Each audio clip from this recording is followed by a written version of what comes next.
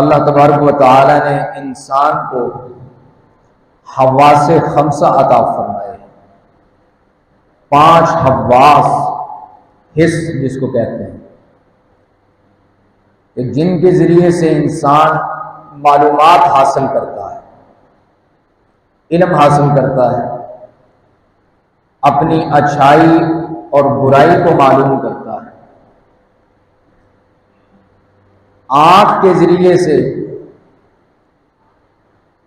دیکھ کر معلوم کرتا ہے کسی چیز کو، ناک کے ذریعے سے سونگھ کر محسوس کرتا ہے کسی چیز کو،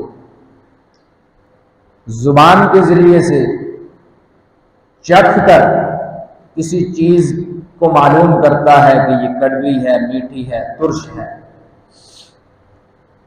اسی طرح کان کے ذریعے سے سن کر محسوس کرتا ہے،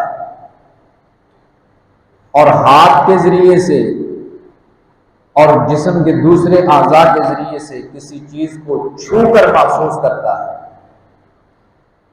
تو ان کو کہتے ہیں حواس خمسہ۔ ان 5 حواس کے ذریعے سے انسان کسی چیز کا علم حاصل کرتا ہے،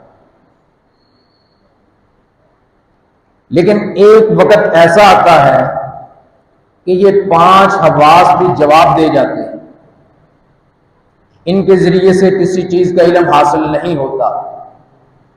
پھر وہاں پر عقل کام آتی ہے۔ عقل بھی اللہ تعالیٰ نے انسان کو عطا فرمائی ہے، سوچنے کے لیے، سمجھنے کے لیے۔ جب 5 حواس جواب دے جاتے ہیں تو پھر انسان کی عقل کام آتی ہے۔ عقل کے ذریعے سے سوچ کر، سمجھ کر وہ کسی چیز کو معلوم کرتا ہے، کوئی فیصلہ کرتا ہے۔ لیکن پھر ایک وقت ایسا آتا ہے کہ وہاں پر عقل بھی کام نہیں دیتی۔ اب وہاں پر کیا چیز کام دے گی؟